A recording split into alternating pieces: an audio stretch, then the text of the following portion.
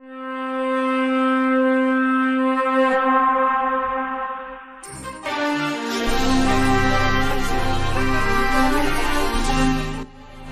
To One News. My name is Ayushi Mittal और आज हम लोग सेलिब्रेट कर रहे हैं international women's day.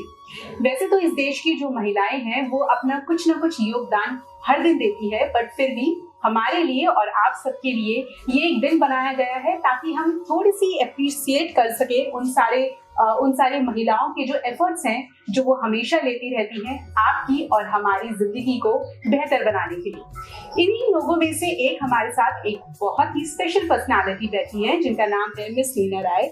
So hello ma'am, welcome to one world news. Thank you. So Neena Rai ji के बारे में मैं आपको एक चीज बता दूं कि इन्होंने एक बहुत ही अमेजिंग बुक लिखी है जिसे आप इजीली अवेल कर सकते हैं Amazon से, और भी जिन प्लेटफॉर्म से आप इस बुक को ले सकते हैं वो भी नीना प्लीज आप ही बता दीजिएगा। सो अभी हम बिल्कुल स्ट्रेट अवे बिल्कुल पॉइंट पे आते हैं, बिकॉज जो माइथोलॉजी है, जो इस तरह की बुक्स हैं, ये स्पेशली मुझे बहुत ज़्यादा एक्साइट करती हैं। So I was really looking forward for this book. लेकिन हमारे देश में बहुत सारी बुक हैं जो अयोध्या पे लिखी जा चुकी हैं, बहुत सारी ऐसी चीज़ें हैं जो रामायण पे आ चुकी है। What will readers will get new in this book? Okay. So देखिए अभी तक क्या हुआ है कि जितनी भी हमारी पुस्तकें अयोध्या पे आई हैं, ये सारी की सारी लड़ाई, फसाद और झगड़े को लेकर के आई हैं। इसका हल क्या निकला है? कुछ भी नहीं। लोगों को आज तक ये पता नहीं है कि अगर हिंदू 500 साल तक लड़ते रहे and today we have won the case in Ayodhya, तो हम क्यों लड़ते रहे? ऐसा क्या स्पेशल है अयोध्या के बारे में जो हम लड़ते रहे? हमें अपने इतिहास के बारे में कुछ भी नहीं पता है, तो हम उन सब चीजों से वंचित रह जाते हैं जो हमें जानना चाहिए, जो हमें स्कूल में सिखाना चाहिए, जो हमें घरों में सिखाना चाहिए। पर आप कैसे ब्लेम करेंगे किसी को? क्या मेरे माता पिताजी ने मुझे सिखाया? नहीं। क्या मेरे दादा दादी ने सिखाया? नहीं। या नाना नानी ने सिखाया? नहीं। ये सिर्फ हमें थोड़ा थोड़ा राह दिखा सकते थे, बट वो बाकी सीख हमें खुद ही लेनी थी। दूसरा, आपने पूछा कि इसमें ऐसा क्या लिखा है जो इतनी सारी चीजों में नहीं बताया गया है। तो मैं आपको ये बताना चाहूंगी कि जब भी टीवी पे रामायण टेलीकास्ट हुआ था, जब भी न्यूज में अयोध्या के बारे में बातें होती हैं, तो ये सिर्फ लड़ाई, झगड़ा, फसाद और रामायण भी जब दिखाया जाता है तो उसमें जो इमोशनल ड्रामा है उसी पर फोकस किया जाता है। एक्सेसिव इमोशनल ड्रामा जो सच भी नहीं है। जो चीजें आपको रामायण के नाम पे टेलीविजन पर भी दिखाया जा रहा है वो वाल्मीकि रामायण में नहीं लिखी गई है। जैसे कि सीता जी का स्वयंवर कभी हुआ ही नहीं था। राम जी मतलब बहुत ही मेरे लिए अमेजिंग बात है एक्चुअली। मैं आपसे लिटरली क्वेश्चन भी पूछने वाली थी कि ऐसी कौन सी एक चीज है जो हमारे लिए इस बुक में सरप्राइज साबित होगी, बिकॉज अभी तो मैं 7th चैप्टर तक पहुंची हूँ। बहुत सारी चीजें हैं जो इसमें पढ़नी अभी बाकी हैं। तो वही मेरे क्वेश्चन था कि अभी तो ये बात सुन के मुझे बहुत ज्यादा मतलब अमेज हो गई। तो मैंने इन्हीं सब कारणों को सोच करके अयोध्या के बारे में लिखना शुरू किया, और मैंने सिर्फ अयोध्या की सिटी का डिस्क्रिप्शन दिया है। तो अयोध्या जैसे आज हम दिल्ली में रहते हैं, ठीक है, आज आप किसी घर में रहती हैं, उस घर की नींव किसी ने डाली होगी। हाँ जी। आपके दादाजी होंगे या जिनसे आपने घर खरीदा होगा उन्होंने डाली होगी, ठीक है। हम दिल्ली में रहते हैं, हमें ये पता है कि इंद्रप्रस्थ की नींव किसने डाली है। जी। सबसे ज्यादा इंद्रप्रस्थ ये क्या बोलते हैं महाभारत में आया था। महाभारत ये गांव थे, 5 गांव थे, पानीपत, इंद्रप्रस्थ और ये सब। तो उसके लिए अर्जुन ने ये पहले नागों का इलाका हुआ करता था, यहाँ जंगल थे, तो उससे साफ मतलब अर्जुन ने नागों को यहाँ से हटाया। तो आप देखिएगा वो कहानी पूरी चलती रहती है महाभारत में, ठीक है। तो पहले यहाँ पे आग लगा दी गई तो वो खाली हुआ, तो नाग यहाँ से भागे, फिर परीक्षित और वो नाग की कहानी, if you will go into इतिहास, ये सब आप पढ़ेंगे आपको समझ में आएगा। बट आप किसी से ये पूछिए कि अयोध्या की नींव किसने डाली थी, राइट। हर साल हम दिवाली मनाते हैं। हाँ जी, राइट। दिवाली हम इसलिए मनाते हैं क्योंकि राम जी वापस अयोध्या में आए थे। अच्छा, राम जी वापस अयोध्या में आए थे तो हमें ये पता है कि पूरे अयोध्या वासियों ने पूरी की पूरी अयोध्या को दीपों से प्रज्वलित किया था, ठीक है। अच्छा, अब मैं आपसे पूछती हूँ, आप उनके घरों के बारे में मुझे बता सकती हैं? जो अयोध्या नगरी के लोग, हाँ, अयोध्या नगरी के किस तरह के घरों में रहते थे? मेरी इंफॉर्मेशन तो सिर्फ शायद रामायण जो आई थी टीवी पे उस तक सीमित है। तो वो भी सही नहीं है क्योंकि उसमें सही प्रदर्शन नहीं किया गया। अब मैं आपको एक ऐसी चीज बताती हूँ कि अयोध्यापुरी के जो घर थे उस पे सोने की परत चढ़ाई जाती थी। ओह, क्या ये टीवी में आपको दिखाया गया है? अगर सोने की बात है तो हमेशा हमने ये सुना है कि रावण की नगरी जो है वो सोने की थी, भगवान श्री राम की नगरी भी सोने की थी, तो ये मेरे लिए दूसरी अचंभे की बात हो गई। हाँ। तो पहले जमाने में क्या होता था कि जो एंशिएंट कल्चर्स जिसे हम कहते हैं वो सारे के सारे अपने बिल्डिंग्स के चारों तरफ सोने की परत लगाया करते थे। तो जैसे आप इनकन सिविलाइजेशन जाइएगा, इनकन सिविलाइजेशन जो है लैटिन अमेरिका का, तो उसमें भी आप यही देखिएगा कि वो अपने घरों के सामने बड़े बड़े सोने के परत लगाते थे, प्लेट्स जिसे कहते हैं, गोल्ड के प्लेट्स। तो वहां पे गोल्ड और चांदी दोनों एक साथ चलता था। हमारे यहाँ सोने का ज्यादा महत्व है। तो ये इंफॉर्मेशन जैसे मैंने आपको दी है। तो अच्छा, आज भी ये प्रचलित है हमारे देश में, पर आज सोने के भाव के कारण शायद हम सिर्फ मंदिरों में ये लगाते हैं। तो अगर देखिएगा आप सुवर्ण मंदिर को देखिए, गोल्डन टेम्पल, उसका टॉप पूरा गोल्डन है। फिर मैंने इस बुक में और भी आपको एग्जाम्पल्स दिए हैं कि कहाँ कहाँ कैसे कैसे सोने का आज भी है। अच्छा, दूसरी बात मैं आपको बताती हूँ, राम जी जब अयोध्या आए तो क्या आप बता सकती हैं कि वो कैसी सड़कें थी जिससे वो अपने महल गए थे, और उन सड़कों पे क्या था? क्या वो अपने आज के मट्टी वाले सड़क थे या टार के सड़क थे या किस तरीके के सड़क थे? हम दिवाली हर साल मनाते हैं, मानिए, और हमें अयोध्या के बारे में अभी तक कुछ भी नहीं पता है कि अयोध्या के घर कैसे थे, उनकी सड़कें कैसी थी, अयोध्या में जानवर कैसे थे, अयोध्या में लोग इधर उधर ट्रांसपोर्ट का क्या इस्तेमाल करते थे। You see, अभी मैं आपसे क्वेश्चन, अच्छा, अब राम जी आए अयोध्या तो अपनी महल गए होंगे, तो राम जी का महल कैसा था, उनके महल में कैसे जानवर थे? तो ये सारी की सारी जो चीजें हैं ये मैंने अपनी पुस्तक में लिखी है। अयोध्या की नींव किसने गाड़ी थी? कोसल में था अयोध्या, तो कोसल क्या था? मैं अभी कौशल तक पहुंची। ठीक है। तो ये सब इंटरेस्टिंग डिटेल्स जो अयोध्या के बारे में है, ये सारी की सारी interesting details that describe the beautiful city of Ayodhya, a city, an ancient district that we all should be very proud of, is written in this book, because this book is not only about Ayodhya. This book is about our culture. This book is about our past. हमारा क्या इतिहास था, हमारा क्या culture था, पुराने जमाने में, पुरातन काल में कैसे लोग अपने घरों को रखते थे, कैसे सजाते थे, ये सारी की सारी डिटेल्स मैंने आपको इसमें दी है। ये तो बहुत अच्छी बात है मीना जी कि जो हमारी नॉलेज है वो म्यूजियम से बाहर निकल के अब हमारे साथ ही चल सकती है। लेकिन जैसा कि हम जैसे बात कर रहे थे कि आपने भी एक बात करी कि अयोध्या के बारे में सब पॉलिटिक्स कर लेते हैं, अयोध्या के लिए सब लड़ रहे हैं, अयोध्या के लिए राम मंदिर के लिए सब लड़ रहे हैं, तो आपको लगता है कि अयोध्या एक ऐसी, जैसे आपने मुझे करेक्ट किया, पुरी, अयोध्यापुरी में आपको ऐसा लगता है इसको ज्यादा ओवर पॉलिटिसाइज कर दिया गया है, इसके ऊपर बातें कम और पॉलिटिक्स ज्यादा होती है? हाँ, क्यों नहीं, जो बिकेगा उसे लोग बेचेंगे। पॉलिटिक्स बिकती है, हाँ जी, विवाद बिकता है तो उसको लोग बेचेंगे। लोगों के अपने अपने एजेंडे हैं, वो एजेंडों को पुश करेंगे तो वो दूसरे लोग उसका विरोध करेंगे। राइट। तो ये जो, और आपको नहीं पता नहीं और कितने एजेंडे लोग अपने इसमें चला रहे हैं। जैसे कि मैं आपको विवाद के बारे में एक बात बताती हूँ। जब मैं विवाद के बारे में पढ़ रही थी, मैंने और भी किताबें पढ़ी विवाद के बारे में, जो कोर्ट केस हुआ, तो उसमें मैं एक जगह पे पहुंची जहाँ पे लिखा गया था कि ये हरि के लिए है, ये मंदिर हरि का है।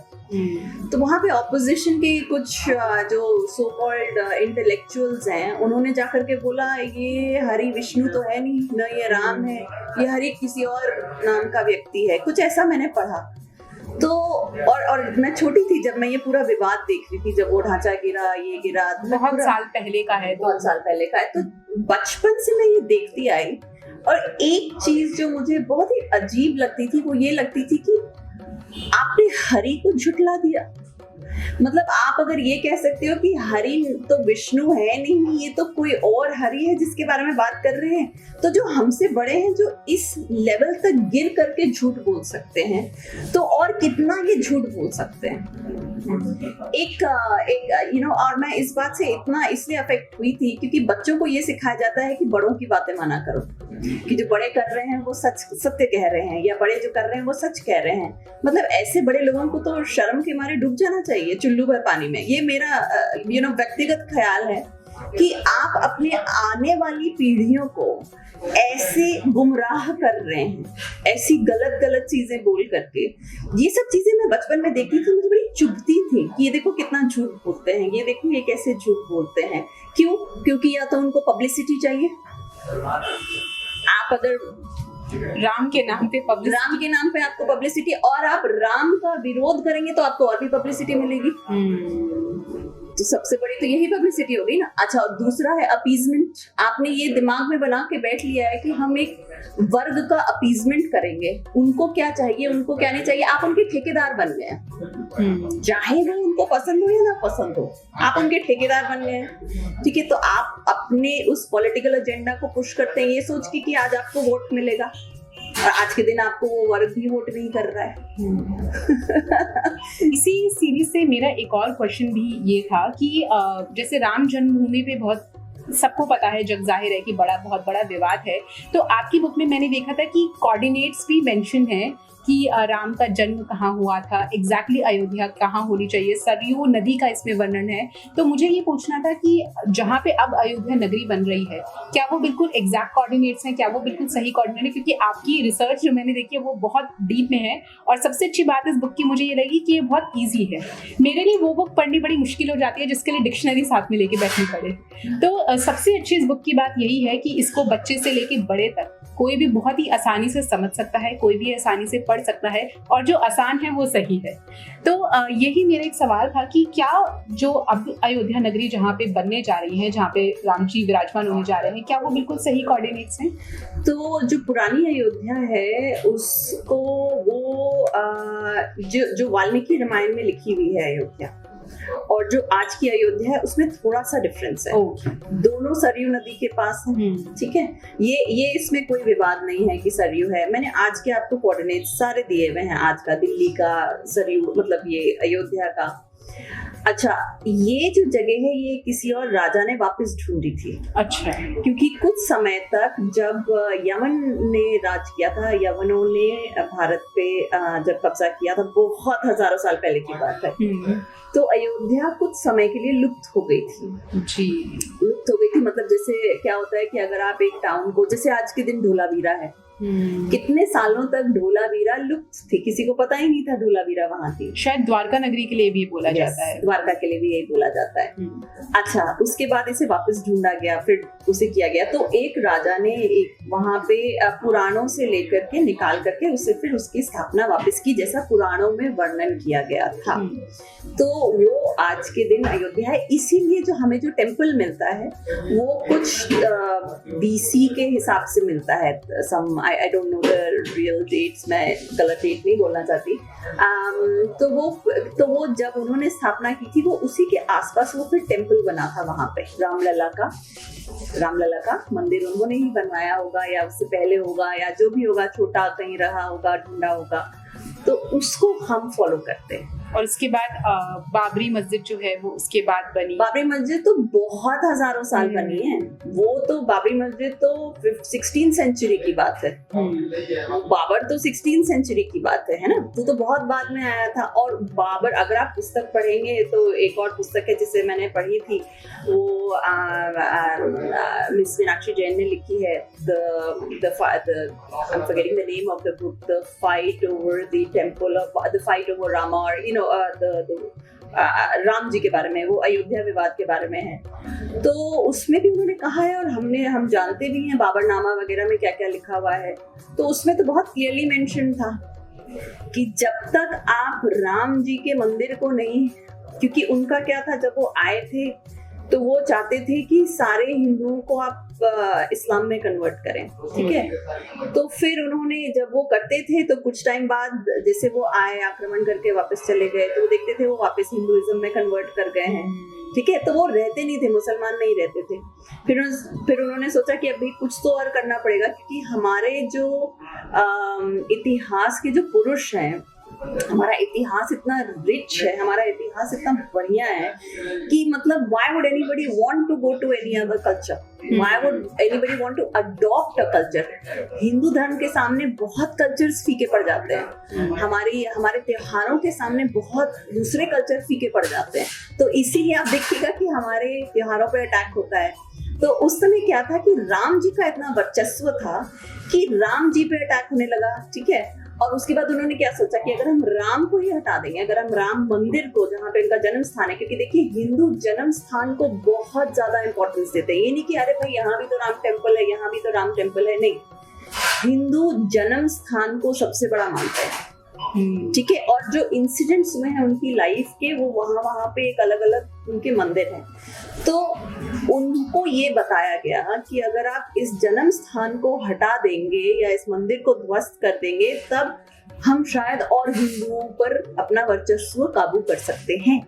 पर ऐसा हुआ नहीं, और ऐसा इसीलिए नहीं हुआ क्योंकि एक कलेक्टिव मेमोरी नाम की चीज होती है साइकोलॉजी में जी, कलेक्टिव मेमोरी।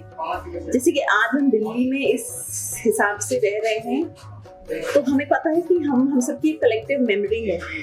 आप चाह करके भी लोगों की कलेक्टिव मेमोरी को ऐसे नहीं उड़ा सकते, मैनेज नहीं कर सकते। अगर राम जी, हम घरों में बैठ के रामचरितमानस पढ़ते हैं या कुछ पढ़ते हैं, तो वो हमारे मेमोरी में है कि राम थे, राम यहाँ थे, हमारी पुस्तकों में लिखा है।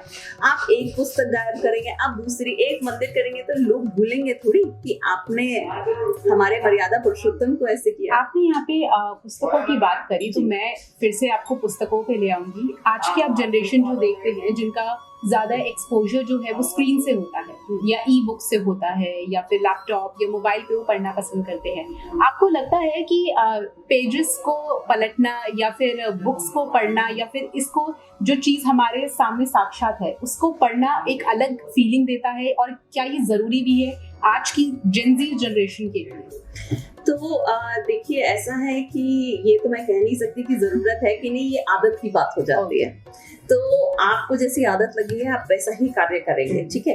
पर ये कहने के बावजूद मैं ये कहना चाहूंगी कि जो एक प्लेजर होता है, जो एक अंदाज, या जो एक खुशी मिलती है पन्नों को पलटने पे, किताबों की खुशबू लेके, और to touch it, to feel every word, this feels more real.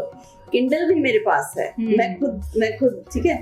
अब किंडल पे पढ़ना मुझे थोड़ा सा डिफिकल्ट लगता है, क्योंकि आंखें थक जाती हैं इलेक्ट्रॉनिक चीजों को देख करके।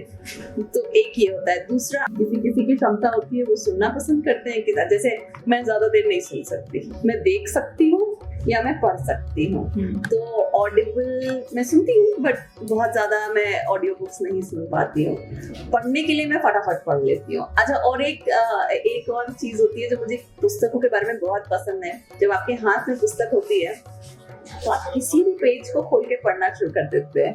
पर जब आप एक ई बुक या किंडल या जो ई बुक रीडर्स होते हैं, उसमें आपको पेज नंबर, आप इधर जाओ, अब उधर जाओ, वो मुझे थोड़ा टीडियस लगता है, ट्रिकी है वो। तो मुझे हमेशा फिजिकल बुक्स बहुत पसंद है। ये मेरा अयोध्या में, जैसे हम अभी बात कर रहे थे, हमने ज्यादातर अभी पुरुषों की बात करी, अभी राम जी की बात करी, रावण की भी थोड़ी थोड़ी बीच में बात करी, लेकिन मुझे ऐसा लगता है कि हमारे इतिहास में बहुत सारी ऐसी महिलाएं भी हैं, क्योंकि हम लोग वुमेन्स डे भी सेलिब्रेट कर रहे हैं, तो बहुत सारी ऐसी महिलाएं भी हैं जिन्होंने अपना कंट्रीब्यूशन दिया था।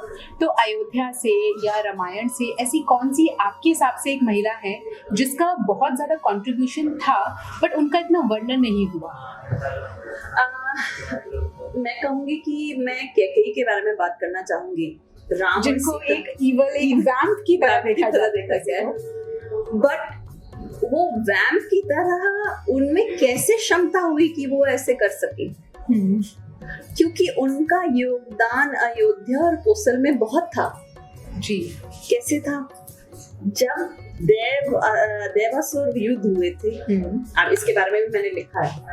उस देवासुर युद्ध में जब सब कुछ खत्म हो गया था, ये सारा मेरी पुस्तक में लिखा हुआ है बाय द वे। तो जब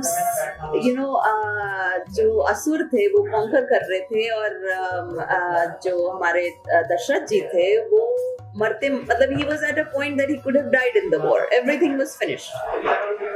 तो उनकी जीवन को, उनको बचाने के लिए कैकेयी थी जी, ठीक है। आप ये देखिए कि the lady is a skilled warrior, वो लेडी जो है वो स्किल्ड वॉरियर है, तभी तो वो लड़ाई के मैदान में गई थी। अच्छा, सारे मर चुके हैं, कैकेयी जी जिंदा है, कैकेयी ने राजा की प्राणों की रक्षा की। अगर कैकेयी जी राजा दशरथ के प्राणों की रक्षा नहीं कर पाती और राजा दशरथ का देहांत हो गया होता या वो वॉर हार चुके होते, तो क्या हमारे पास कौशल होता? क्या दशरथ के पास कौशल रहता? क्या दशरथ के पास अयोध्या रहता? तो वो तो होता ही नहीं ना। दुनिया के पास राम नहीं होते, राइट। अच्छा, अब देखिए, हमने सिर्फ एक, देखिए वो अपना किरदार किया है, वो उनकी पर्सनालिटी थी तो उन्होंने वो किया। अब देखिए, कैकेयी के कारण अयोध्या रहा, कैकेयी के कारण दशरथ रहे, कैकेयी के कारण कौशल रहा, ठीक।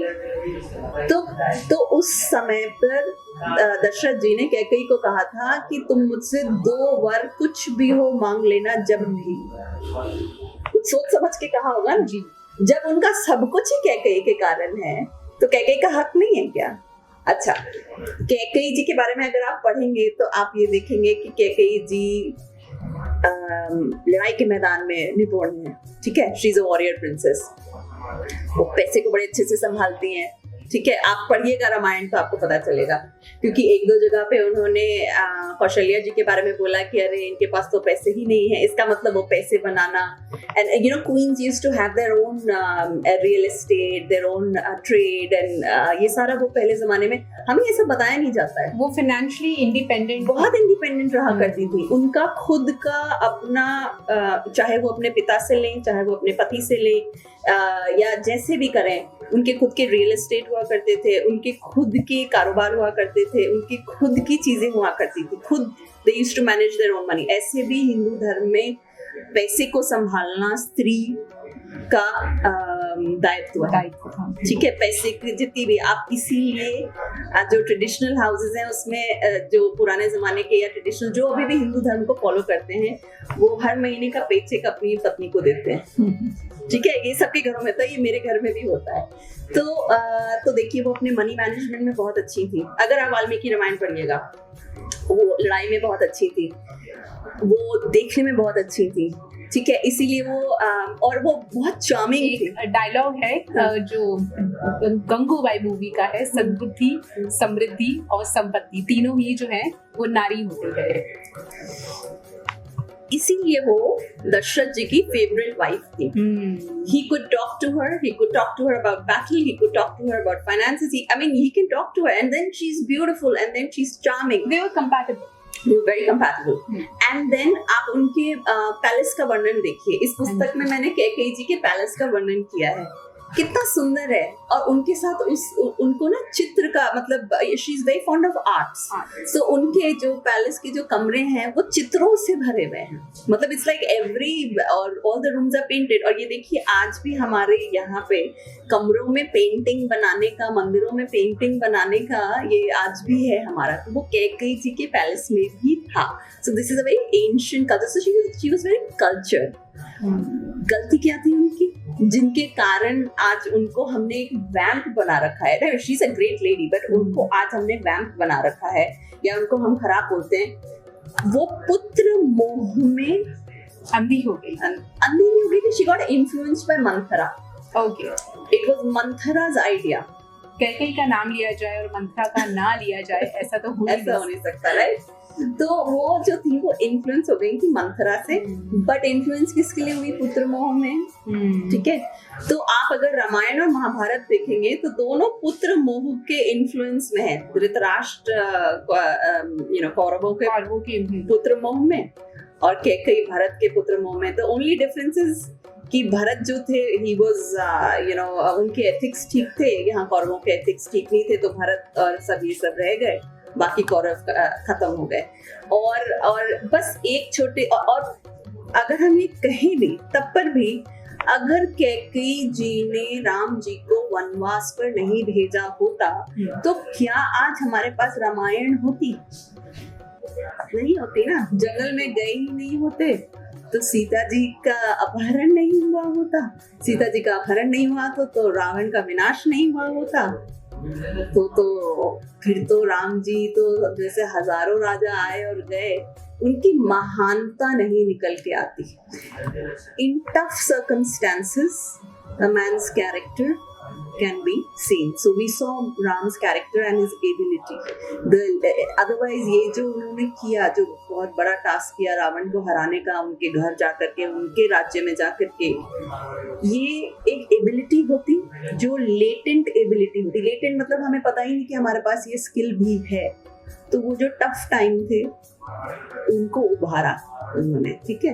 तो ये एक अलग टेक है on like you know great women. जैसे कि अभी हम इस बारे में बात कर रहे थे, ये क्वेश्चन मैंने सोचा नहीं था बट अभी निकल के आया कि ऐसा बोला जाता है कि सीता जो थी वो खुद ही इतनी केपेबल थी कि वो अपनी रक्षा कर सकती थी, वो खुद ही इतनी केपेबल थी कि वो रावण के पूरे मुझे नहीं पता कि उसको नगरी कहना या पुरी कहना ठीक रहेगा, तो रावण की जो पूरी देश था उसको वो समाप्त कर सकती थी। लेकिन क्या आपको भी ऐसा लगता है कि सीता जी ने अलाउ किया राम को खुद को बचाने के लिए, खुद का सर्वनाश करने के लिए? और एक कदम ऐसे वैसे बोला जाता है कि सीता राम, हमेशा सीता का नाम पहले लिया जाता है, तो आपको लगता है कि ऐसा सीता जी ने किया था, शी अलाउड राम कि वो उनको सेव करे? तो इसमें दो चीजें हैं। एक तो है कि आजकल की जनरेशन थोड़ा फिक्शन से ज्यादा इन्फ्लुएंस हो रही है। अच्छा, ठीक है। तो सीता जी बहुत केपेबल थी और सीता जी का अगर आप वाल्मीकि रामायण से पर्सनालिटी देखिएगा तो वो बहुत ही केपेबल और बहुत ही हठी प्रकार की है। हठी as in she is very headstrong, she wants her way and she gets her way, my way or highway. So you know it's not as much as my way or the highway, but उनको है कि मुझे ये चाहिए तो मुझे ये चाहिए। और राम जी, देखिए सीता जी का जो मीडिया पोर्ट्रेयल है वो बहुत अलग है। हाँ जी, ठीक है। Ram ji in fact it is Ram ji who listens to Sita ji every time and every time she is the one who says कि मुझे ये चाहिए, तो राम जी कहते हैं ठीक है, ये चाहिए तो ये होगा, ऐसा है तो ऐसा होगा। सीता जी हठी है। अच्छा, दूसरी बात है कि Sita ji could she have destroyed it? The answer is no. The reason I'm saying it is क्योंकि वाल्मीकि रामायण में clearly लिखा हुआ है। अच्छा, राम, लक्ष्मण और सीता जी जब तीनों जंगल में थे तो इसमें लक्ष्मण जी जो हैं वो सबसे तेज हैं। लक्ष्मण जी प्रॉब्लम को आने के पहले बोल देते थे ये प्रॉब्लम है, तो जब वो मारीच ने रूप बदला तो लक्ष्मण कह रहे ये मारीच है, तो राम जी कह रहे नहीं सीता को चाहिए तो हमें ले आने दो। ऐसे भी अगर वो नहीं, कोई सीता नहीं ले पाएंगी, अगर हमने सीता को नहीं दिया तो कोई और राजा उस हिरण को मार देगा, कह रहे हैं वो, ठीक है। वो सीता की हर बात को सपोर्ट किया करते थे और लक्ष्मण कह रहा है ये मारीच है। सो सबसे तेज इसमें लक्ष्मण है क्योंकि वो डेंजर को देख सकते थे। और सीता जी जो है उसमें बहुत क्लियरली लिखा हुआ है कि जब रावण ने अपना रूप धरा, जो राक्षस का जो उसका अपना रूप जब उसमें आया, तो हमें ये जानना है कि राक्षस जो थे वो इंसानों से साइज में बहुत बड़े थे और यही वर्णन है उसमें भी। तो ह्यूमंस जो हैं वो राक्षसों के सामने बहुत छोटे होते हैं। तो उसमें ये भी लिखा हुआ है कि कैसे उनका बाल पकड़ा, जंगा उठाई और अपने ऊपर रख लिया उनको, और सीता जी कुछ नहीं कर पाई क्योंकि वो छोटी थी। छोटी इन द सेंस कि ह्यूमंस आर स्मॉलर, फॉर्म में अवतरित हुई थी। हाँ, humans are smaller than you know rakshasa, giants, that's why we call them giants, right. ये लोग अब आप सिर्फ माइथोलॉजी के नाम पे करते हैं, बट ये सिर्फ हिंदू धर्म और हिंदू इतिहास में नहीं है कि ऐसे जायंट्स हुआ करते थे। आप एंशिएंट सिविलाइजेशंस में जाइए जो इनके बारे में बात करते हैं कि ऐसे ऐसे जायंट्स हुआ करते थे। दीवालों पे इनके पूरे, जैसे हमारे टेम्पल्स हैं, इनके टेम्पल्स में भी ह्यूमंस इतने छोटे और जायंट्स उनके डबल द साइज। तो ऐसा था, ठीक है। दूसरी बात, रावण के पास पूरी अपनी वो थी राक्षसों की सेना, पूरी सेना थी, सब कुछ था। और एक रही बात सीता के बारे में, हमने कहीं नहीं देखा है वाल्मीकि रामायण में कि वो लड़ रही थी, कि उन्होंने तीर कमान। और आप सीता के बारे में देखिएगा तो वो लिखेंगे कि वो हिरणों के साथ थी, वो पूजा के लिए फूल निकालती थी, पूजा के लिए फूल एकत्रित करती थी, पूजा पाठ करती थी। उनको था कि भाई हमारी कुश की घास होगी तो हम उस पे हिरण का चर्म लगाएंगे, उस पे बैठेंगे। तो ये पूजा पाठ में ज्यादा जाती थी, तो उनका नहीं। हम जैसे बहुत सारी चीजें अभी डिस्कस कर रहे थे कि ऑब्वियसली आपने वाल्मीकि रामायण की इतनी डिटेलिंग में बात करी है, रामचरितमानस की भी बात करी है, तो ये सब जो है वो बहुत ज्यादा एफर्ट्स मांगती है, बहुत ज्यादा रिसर्च भी मांगती है और संस्कृत का ज्ञान भी मांगती है। क्योंकि मैंने इसमें बहुत जगह देखा है जहाँ पे संस्कृत के श्लोक लिखे हुए हैं, उनका ट्रांसलेशन भी लिखा हुआ है। आपसे 3 सवाल है मेरे कि first of all writers block जो हर एक राइटर की जिंदगी में आता है, दूसरा कि आप एक वर्किंग लेडी हैं और बुक किताब और स्पेशली जो इतना क्रूशियल टॉपिक है जिसमें अगर एक भी गलत इंफॉर्मेशन अगर आ गई तो पता नहीं कि वो किस चीज़ का रूप ले लेगी। आपको इतना टाइम और इतना पेशेंस और राइटर ब्लॉक जैसे जब एक मन आया आपकी जिंदगी में कि नहीं हो रही, अब मुझसे नहीं लिखी जा रही, क्या आपके साथ वो मोड़ आया? बहुत सारे मोड़ जो आपने बोले हैं सारे आए हैं। मुझे 5 साल से ज्यादा लगे इसके रिसर्च करने में। इस दौरान मैंने संस्कृत सीखी। पहले मैंने संस्कृत इंस्टीट्यूशन से सीखी, फिर मुझे लगा कि जो मुझे सीखना है, जो मैं चाहती हूँ वो बहुत एडवांस्ड है, जो मुझे इंस्टीट्यूट में सिखाया जा रहा है। और वाल्मीकि रामायण से उतना नहीं सिखाया जाता था, तो फिर मैंने प्राइवेट ट्यूटर्स रखे। तो फिर मैं करती गई और फिर मैं रामायण खोल करके रामायण के श्लोकों को ये पढ़ने लग गई मैं। और मेरे को था कि जो रामायण में लिखा है उससे मैं जानना चाहती थी। जब मैं छोटी थी तो मेरी नानी ने मुझे बताया था कि अगर राम जी के बारे में तुम्हें सत्य जानना है तो तुम्हें रामायण पढ़ना पड़ेगा, वाल्मीकि रामायण, क्योंकि वो ही ओरिजिनल है और उसी के बेसिस पे बाकी लोगों ने अपनी अपनी किताबें लिखी हैं। तो Valmiki Ramayana is the prototype जिसे आप कहेंगे, बाकी लोग कॉपी कैट्स हैं। तो जो सत्य है वो वाल्मीकि ही कह रहे हैं। अच्छा, तो मुझे 5 साल लगे इस रिसर्च को कंपाइल करने में। अपनी पुस्तक के मुझे 5 साल लगे। और राइटर्स ब्लॉक तो बहुत हुआ बीच बीच में, और राइटर्स ब्लॉक इंफॉर्मेशन को लेकर के होता था। तो जैसे कि अब लिखा है कि तरह तरह की पक्षियां हैं राम और सीता जी के महल में और कैकेयी जी के महल में। तो एक क्रॉन्च करके पक्षी आई, मैंने ढूंढा कि भाई क्रॉन्च किस पक्षी को कहते हैं, तो ट्रांसलेशन में कुछ और पक्षी का नाम लिखा है। और एक बहुत ही विख्यात बुक है बर्ड्स इन संस्कृत लिटरेचर, जो मैं पढ़ती थी, जो मुझे लोगों ने रेकमेंड किया था कि अगर तुम ये देखना चाहती हो तो इसे पढ़ो। तो मैंने पढ़ा तो उसमें कुछ और लिखा हुआ है, तो मैं फंस गई। मैंने बोला अब मैं क्या करूं। तो बहुत दिनों तक तो ये एक एक छोटी छोटी चीजों पे ना फिर मेरे दिमाग के पीछे चलते रहते थे, क्रॉन्च क्या है, कौन सी पक्षी है, मुझे कैसे पता चलेगा। तो मैं साइमल्टेनियसली बहुत टाइप के रिसर्च करती थी। तो मैं क्या करती थी, उस टॉपिक को छोड़ के अलग टॉपिक। तो बीच में मैंने एक टॉपिक चुना था during this course of this book. तो वो था कि हमारे इतिहास में हमें 7 द्वीपों के बारे में बताया गया है, 7 कॉन्टिनेंट्स जो भूखंड पे हैं, जो भूमि पे हैं। भू मतलब धरती। तो उसमें से एक द्वीप है क्रॉन्च द्वीप। ओके, तो ना ही पक्षी नहीं था, ये पूरा का पूरा द्वीप था। तो मैंने बोला कि अब मैं इस द्वीप की रिसर्च करती हूँ, क्योंकि अगर क्रॉन्च है तो उस द्वीप से कुछ रिलेटेड होगा, या तो उस द्वीप पे ये पक्षी मिलती होगी या क्या होगा। तो मैंने क्या किया, मुझे पता तो था नहीं कि कौन सा है। तो फिर मैं सारे कॉन्टिनेंट्स को कभी मैप्स पे कभी इस पे देखने लगी कि अच्छा इसका कॉन्टिनेंट कैसा है। अच्छा, और उसके साथ ये वर्णन था उसका कि उसके चारों तरफ एक दही का समुद्र है। क्रॉन्च द्वीप जो है, द्वीप के चारों तरफ पानी होता है, तो जैसे वो दही में है। तो मैंने बोला ये दही का समुद्र कैसे हो सकता है। तो फिर मैं ढूंढी गई, तो I would scroll through thousands of images. ठीक है, ये सब मैंने किया है क्योंकि मैं एक पक्षी पे अटक गई थी। तो ये तो मैं आपको बता रही हूँ, ऐसे तरह तरह के और एग्जाम्पल्स है जहाँ पे मैं अटकी हूँ, बहुत भटक भी गई हाँ। तो उस पे मैं क्रॉन्च द्वीप पे अटकी, मैंने बोला अब ये है क्या, तो मैंने क्या किया, कुछ जूम करके देखा तो मैंने ये देखा कि अच्छा, अब मेरे को 2 या 3 पक्षियों के पता थे कि ये क्रॉन्च हो सकते हैं, 2 के बीच में था। तो जब मैंने उस एक कॉन्टिनेंट के मैप को थोड़ा टेढ़ा मेढ़ा किया, मैंने बोला अरे ये तो वही पक्षी है। तो क्रॉन्च जो पक्षी है वो अंटार्कटिका के कॉन्टिनेंट की तरह दिखता है। तो मेरे लिए वो सही हो गया कि ये कौन सी पक्षी है जिसके बारे में ये बात कर रहे हैं। और वो दही का समुद्र जो है उससे क्या मतलब है उनका, ये इसीलिए है क्योंकि ये अंटार्कटिका कॉन्टिनेंट था जो एक पक्षी के रूप में दिखता है। अगर आप उसको देखिए, अगर आप बोट से जाएंगे वहां पे तो आपको दिखेगा नहीं। If you take an aerial view of Antarctica, it will look like that bird exactly. And if you have an aerial view of Antarctica, you will see the ice that is cutting off from the island.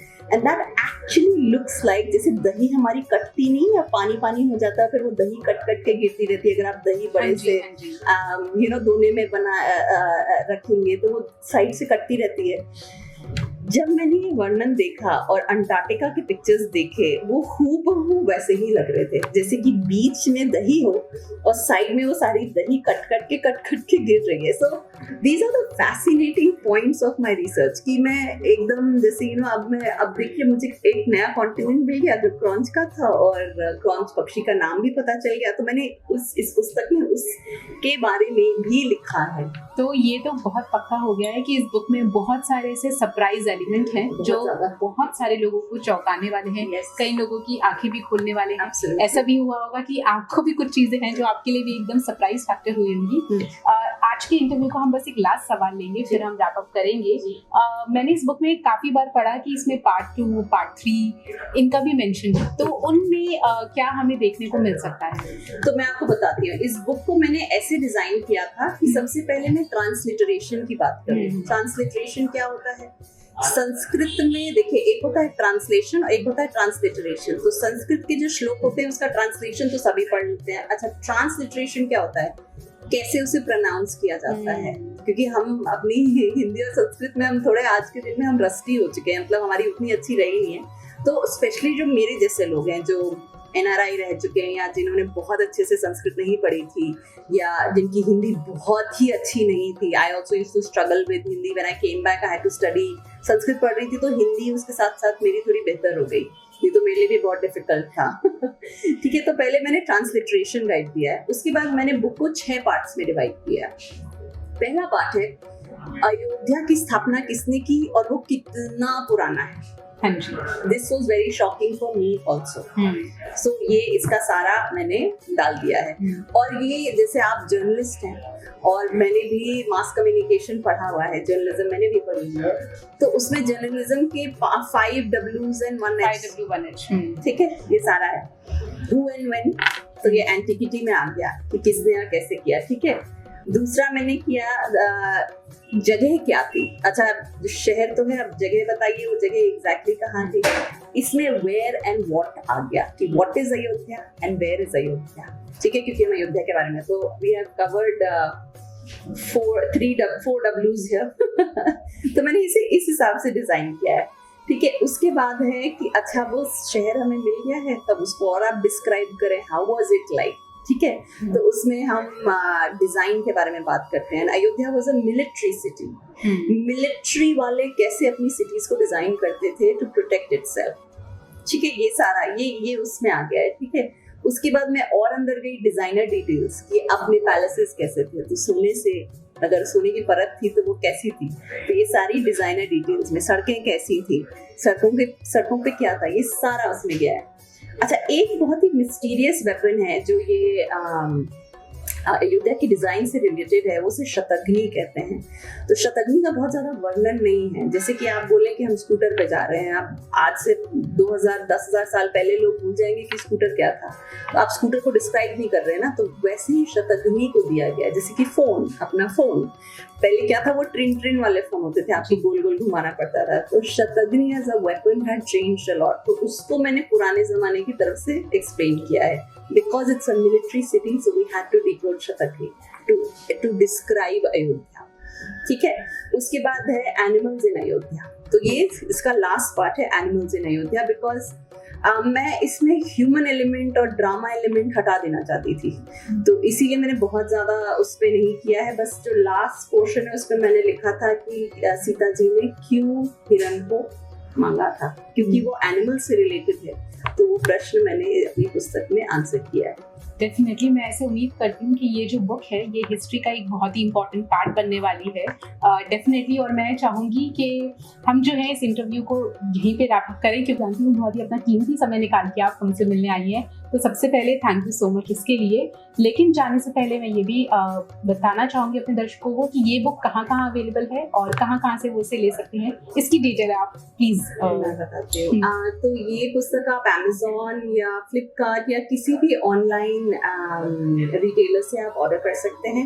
अगर आपको इस book की sign copies चाहिए तो आप बाहरी sons को call करके वहाँ पे मिथिलेश जी से बात करके आप उनको अपना एड्रेस और पैसे भिजवा दीजिए, वो आपको साइन कॉपीज भिजवा देंगे। थैंक यू सो मच, आपने इतनी सारी हमारे साथ इन्फॉर्मेशन शेयर करी, बहुत अमेजिंग इन्फॉर्मेशन शेयर करी, और मेरे जैसों के लिए ये बुक जो है वो एक आई ओपनर साबित होगी। सो अब आपके साथ भी हम जो है विदा लेने चाहेंगे, लेकिन उससे पहले हम स्पेशल थैंक्स बोलना चाहेंगे सप्ताहीट्स को, जहाँ पे आप आ सकते हैं और अपनी मनपसंद मील को कस्टमाइज करवा सकते हैं, because we listen, we care. Press the bell icon to never miss a video from One World News.